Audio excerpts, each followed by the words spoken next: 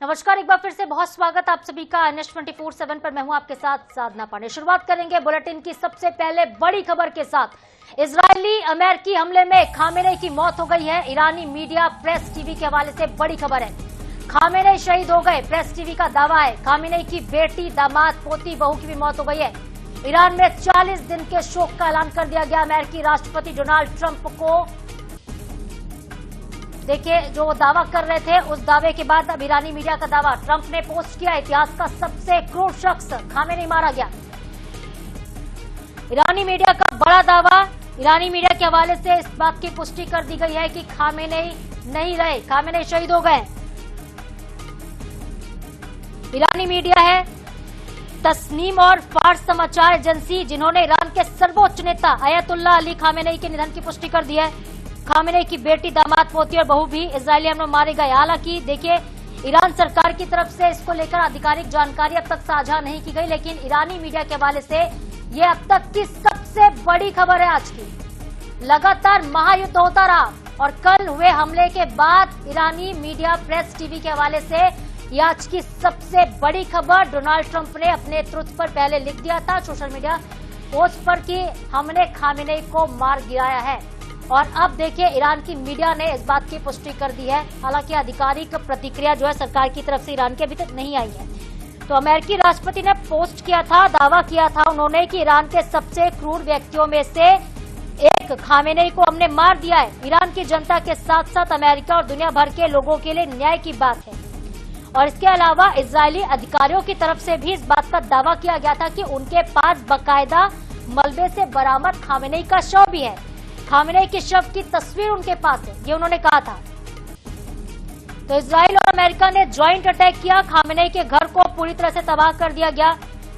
America और Israel की तरफ से ईरान के कई बड़े शहरों पर हमला किया गया। तेहरान राजधानी जहां पे हमला हुआ था, ईरान ने भी हालांकि इजराइल पर पलटवार करते हुए कई जगहों पर जवाबी हमले किए हैं। लेकिन सुप्रीम लीडर खामेनेई के घर पर हुए हमले की तस्वीर भी सामने आ चुकी है। सैटेलाइट से इस तस्वीर को लिया गया है, जिसे आप देख पा रहे हैं, और हमले के बाद घर मलबे में तब्दील हुआ नजर आता है। तो इस वक्त की सबसे बड़ी खबर, इजराइल के तेल अवीव में मिसाइल के टकराने से जोरदार विस्फोट हुआ था। इसकी तस्वीर भी हमने आपको दिखाई थी। तेल अवीव में ईरानी मिसाइल हमले के बाद क्षतिग्रस्त अपार्टमेंट से लोग जान बचाकर भागते हुए नजर आए थे, और लगातार हमले के दौरान अफरा तफरी की स्थितियां बनी रही। स्कूल पर भी हमला किया गया। तेल अवीव में कई गाड़ियां जलकर राख हो चुकी हैं। एक दमकल कर्मी हमले के बाद जलती हुई कार को बुझाता हुआ भी नजर आया था, और कई जगहों पर गड्ढे बन चुके हैं, बड़े बड़े गड्ढे हो चुके हैं ईरान में। ईरान की राजधानी तेहरान में सुप्रीम लीडर खामेनेई के घर के पास हमला किया गया था, और पहले ये दावा किया जा रहा था कि खामेनेई को सुरक्षित शिफ्ट कर दिया गया है, पर अब देखिए पुष्टि कर दी है ईरान की मीडिया ने कि खामेनेई मारा गया। इतिहास का सबसे क्रूर शख्स खामेनेई मारा गया। यह ट्रुथ पर अपने सोशल मीडिया पर पोस्ट किया है ट्रंप ने। अमेरिका के राष्ट्रपति डोनाल्ड ट्रंप के दावे के बाद ईरान की मीडिया का ये दावा, ईरान की मीडिया की तरफ से इस बात की पुष्टि की गई कि खामेनेई शहीद हो गए हैं। तो अब तक ईरान में 200 से ज्यादा लोगों की मौत हो चुकी है, 700 से ज्यादा लोग जख्मी हैं। राजधानी तेहरान में सबसे ज्यादा हालात खराब हुए हैं, और धमाकों की पुष्टि हालांकि सरकारी मीडिया की तरफ से भी उनके की गई है। आपको हम जानकारी दे दें कि खामेनेई की मौत के बाद अब उनके बेटे सुप्रीम लीडर बन सकते हैं। हालांकि पर मौत का दावा जो है वो किया गया था। ईरान के सुप्रीम लीडर अयतुल्ला अली खामेनेई ने अपने दूसरे बेटे मुस्तफा खामेनेई को साल 2024 में उत्तराधिकारी बनाया था। खामेनेई ने बीमारी के चलते फैसला लिया था, हालांकि अभी इसकी आधिकारिक पुष्टि नहीं हुई थी। तो रिपोर्ट्स के मुताबिक एक्सपर्ट असेंबली ने 26 सितंबर 2024 को नए सुप्रीम लीडर का चुनाव हालांकि कर लिया था। खुद खामेनेई ने असेंबली के 60 सदस्यों को बुलाकर गोपनीय तरीके से उत्तराधिकारी का फैसला किया था। असेंबली ने सर्वसम्मति से मुस्तफा के नाम पर सहमति जताई थी। लेकिन अब ये भी दावा किया जा रहा है कि बेटी, दामाद, पोती और बहू की मौत हो गई है। अब खामेनेई की भी मौत का दावा किया जा रहा है, उसकी भी पुष्टि ईरानी मीडिया के हवाले से कर दी गई है। तो हो सकता है कि अगर खामेनेई की मौत हो गई है तो उनके बेटे नए सुप्रीम लीडर ईरान के बन सकते हैं। बेटी, दामाद, पोती और बहू तो नहीं रहे। हो सकता है कि अब बहुत जल्द इस बात का ऐलान किया जाए, बहुत जल्द इस बात की घोषणा की जाए, मुस्तफा को सुप्रीम लीडर ईरान का बनाया जाए।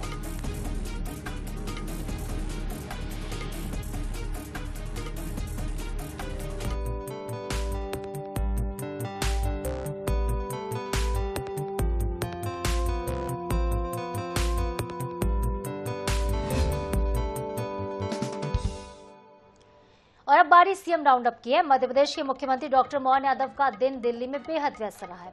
राष्ट्रीय विज्ञान दिवस पर शुभकामना देते हुए उन्होंने कई अहम बैठकों में हिस्सा लिया और प्रदेश के विकास के एजेंडे को आगे भी बढ़ाया। देखिए एक रिपोर्ट। मुख्यमंत्री 28 फरवरी शनिवार को दिल्ली प्रवास पर रहे। उन्होंने केंद्रीय गृह एवं सहकारिता मंत्री अमित शाह से उनके आवास पर मुलाकात की। इस बैठक में मध्य प्रदेश के विकास कार्यों, कानून व्यवस्था और आगामी कृषक कल्याण वर्ष 2026 के रोड मैप पर चर्चा हुई। मुख्यमंत्री डॉक्टर मोहन यादव वर्चुअली उस राष्ट्रीय कार्यक्रम में भी शामिल हुए जहां प्रधानमंत्री नरेंद्र मोदी ने अजमेर से देशव्यापी HPV टीकाकरण अभियान की शुरुआत की। इस अभियान से बेटियों को सर्वाइकल कैंसर से बचाने में मदद मिलेगी। वैक्सीन निःशुल्क मिलेगी। हमारा स्वास्थ्य मंत्रालय बहुत अच्छा काम कर रहा है। पूरा विभाग और ताकत से बढ़ेगा, ये उम्मीद करता हूं। और आज के इस अवसर पर खासकर ये टीका उन किशोरियों को लगाया जाएगा जिन्होंने 14 वर्ष मना लिया लेकिन 15 की नहीं हुई। और लाभार्थियों को गार्डासिल वैक्सीन लगाई जाएगी। पात्र महिलाओं को 1 डोज। वैसे कुल मिलाकर के ये दवाई तो बड़ी महंगी है, बाजार में 4000 का डोज है, लेकिन यहाँ निःशुल्क दे रहे हैं। और विशेषकर इस 3 महीने तक अभियान चलाया जाएगा। इस अच्छे अभियान की मेरी अपनी ओर से बधाई। उम्मीद करेंगे ऐसे सारे कामों के बलबूते पर राज्य सरकार के जनहितैषी स्वास्थ्य संबंधी ऐसे कई अभियानों में हमको इसी प्रकार की और सफलता मिलेगी। महान वैज्ञानिक डॉक्टर सीवी रमन की खोज रमन प्रभाव की वर्षगांठ पर मुख्यमंत्री ने MP इन्फो के माध्यम से प्रदेशवासियों को बधाई दी। मुख्यमंत्री ने कृषक कल्याण वर्ष 2026 के क्रियान्वयन को लेकर अपनी प्रतिबद्धता भी दोहराई। उन्होंने कहा कि राज्य सरकार का लक्ष्य खेती को पारंपरिक उत्पादन से हटाकर एक लाभकारी व्यवसाय बनाना है। उन्होंने ये भी कहा कि मध्य प्रदेश ने पिछले दशक में कृषि क्षेत्र में 16% से अधिक की वार्षिक विकास दर हासिल कर स्वयं को देश के कृषि पावर हाउस के रूप में स्थापित किया है। Bureau report, INS 24/7 Bhopal.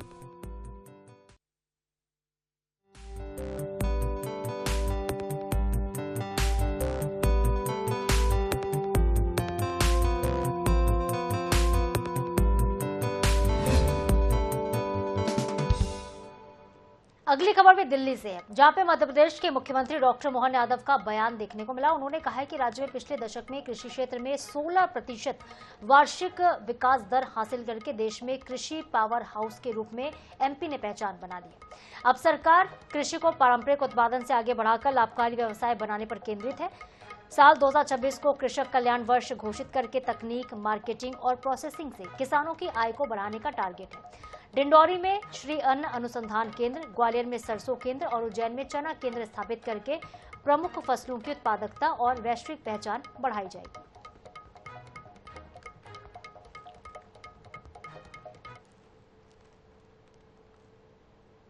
ऐसे में किसानों से जुड़े हुए सभी विषयों को लेकर के हमारी सरकार ने 17 अलग अलग मंत्रालयों के साथ जुड़कर पूरे वर्ष में पशुपालन, मत्स्य पालन, हार्टिकल्चर, एग्रीकल्चर और सहकारिता सारे विषयों के साथ रोजगार भी और उद्यमशीलता भी और किसानों के खेत से लेकर कारखाने तक, बाग से लेकर बाजार तक उनकी समृद्धि को लेकर के विस्तृत योजना बनाई है। इसलिए गरियाबंद से खबर है। गरियाबंद जिले के मैनपुर क्षेत्र में नक्सल विरोधी अभियान के तहत सुरक्षा बलों को बहुत बड़ी सफलता मिल गई है। बड़े गोबरा के सांप साटी जंगल के पहाड़ी इलाके में सर्च ऑपरेशन के दौरान 46,31,500 रुपए नकदी, भरमार बंदूक और सुरका rifle, AK-47 round, BGL cell, detonator, laptop, mobile के साथ ही कई सामान जब्त हुए हैं। ये कार्रवाई आत्मसमर्पण कर चुके माओवादियों से पूछताछ के आधार पर की गई है। पुलिस का दावा है कि लगातार चल रहे नक्सल उन्मूलन अभियान के तहत क्षेत्र में अब नक्सलियों की कमर टूट चुकी है।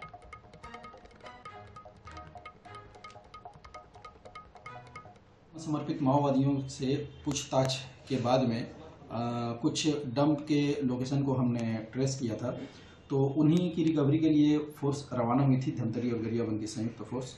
तो उन्हें 2 डंप रिकवर करने में सफलता मिली है, जिसमें से एक डंप में 46,31,500 रुपये कैश, जिसमें 2 लाख रुपए लगभग पुराने 2000 के नोट हैं, शेष 500 रुपये के नोट, और एक अन्य डंप से एक भरमार बंदूक, एक देसी ग्रेनेड लॉन्चर जिसको सुका राइफल बोला जाता है नक्सलियों द्वारा उनके बोलचाल में, 160 नग के आसपास अलग अलग हथियारों के राउंड, कुछ इलेक्ट्रॉनिक डिवाइसेस, नक्सल साहित्य और डेटोनेटर वगैरह इस तरह के अन्य भारी मात्रा में सामान बरामद करने में सफलता प्राप्त हुई। छत्तीसगढ़ राज्य ग्रामीण आजीविका मिशन बिहान से जुड़ी कबीरधाम जिले की महिला स्व सहायता समूह में होली के रंगोत्सव में महिलाएं सक्रिय हैं। जनपद पंचायत बोरला के ग्राम राजा नवागांव की जय गंगा मैया स्व सहायता समूह की 10 महिलाओं ने हर्बल गुलाल का निर्माण किया है। इस पहल से महिलाओं में स्वरोजगार और आजीविका के नए रास्ते खुल गए हैं। लाल, गुलाबी, पीले कई कलर और प्राकृतिक खुशबू से ये हर्बल गुलाल भरपूर है और ये बाजार में बहुत जल्द उपलब्ध होंगे, जिससे महिला समूह की आय में बढ़ोतरी होगी और महिला सशक्तिकरण को मजबूती मिलेगी।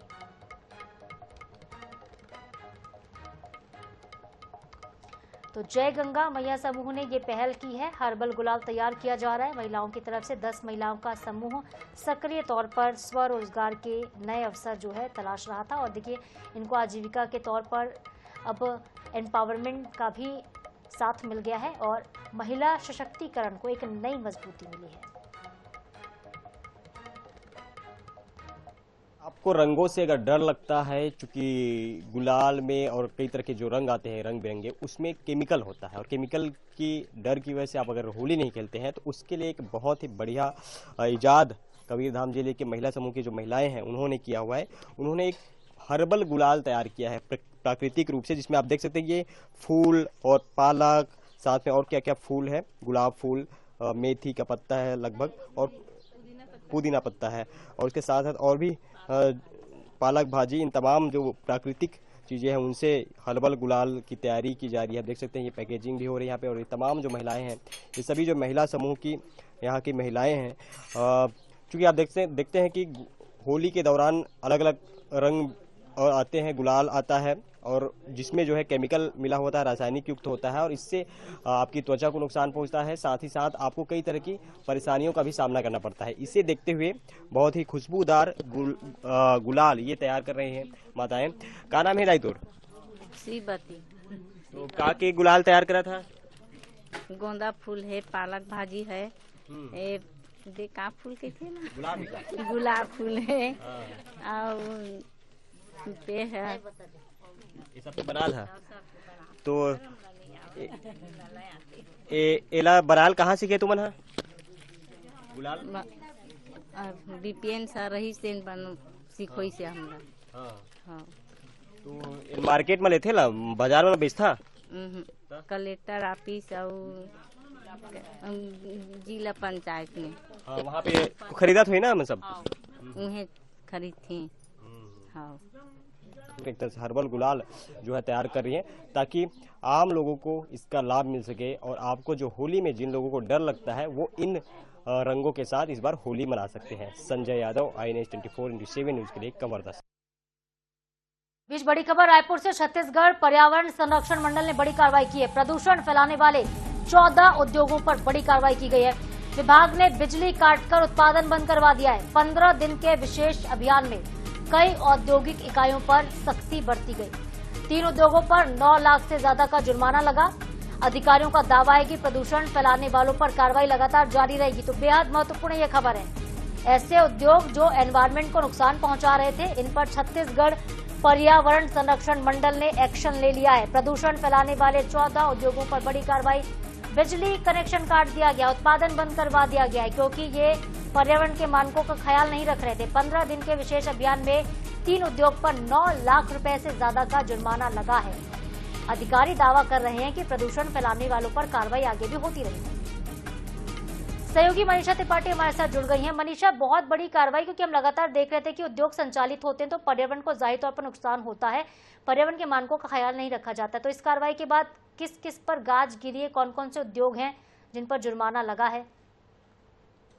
देखिए, छत्तीसगढ़ पर्यावरण संरक्षण मंडल की तरफ से जो है ये कार्रवाई की गई है और इस कार्रवाई के तहत 14 उद्योगों पर जो है वो कार्रवाई करते हुए उन पे जुर्माना लगाया गया है। 3 उद्योगों पर जो है वो 9 लाख से भी ज्यादा का जुर्माना जो है वो लगाया गया है। अब ऐसे में लगातार देखा जा रहा था कि छत्तीसगढ़ में लगातार पर्यावरण को दूषित करने के लिए और हानि पहुंचाने के लिए कई ऐसे उद्योग हैं जो काम कर रहे थे, जिसकी वजह से पर्यावरण जो है वो काफी ज्यादा नुकसान हो रहा था उसे। और इसी के चलते एक बार फिर से जो है वो पर्यावरण सुरक्षा मंडल की तरफ से जो है वो कार्रवाई की गई और उसके बाद जो है ये बड़ा एक्शन लेते हुए नजर आया। और साथ सीधे तौर पे अधिकारियों का कहना है कि जो भी इस तरीके की कार्रवाई करेगा, जो जिस भी कंपनी या जिस भी फैक्ट्री में इस तरीके की कार्रवाई होते हुए नजर आएगी, वहां पे सख्त से सख्त एक्शन जो है वो लिया जाएगा। और ऐसे में सब कुछ बातों का जो है वो खास ध्यान रखा गया है कि जो भी कार्रवाई की गई है, जिन भी उद्योगों पर कार्रवाई की गई है, एक बार वहां पर अगर ताला लगा दिया गया है तो वहां पर वापस काम शुरू नहीं हो सकता जब तक कोर्ट से पूरी तरीके से ऑर्डर जो है वो पास नहीं हो जाता। उसके साथ ही साथ जो है वो मंडल की तरफ से ये भी कहा गया है कि जो भी गाइडलाइंस जारी की जा रही है उद्योगों के लिए कि उन्हें इन्हीं गाइडलाइंस के तहत जो है वो काम करना है, चाहे वो उनकी फैक्ट्री हो जाए या फिर उनकी कंपनियां हो जाए, उन्हें पर्यावरण की गाइडलाइंस का सख्त पालन करना होगा। अगर पालन नहीं किया जाता और गाइडलाइंस का उल्लंघन किया जाता है तो बड़े पैमाने पे जो है वो कार्रवाई की जाएगी। बिल्कुल, अगर गाइडलाइन का उल्लंघन होता है तो आगे भी एक्शन होता रहेगा। मनीषा, बहुत शुक्रिया आपका तमाम जानकारी के लिए।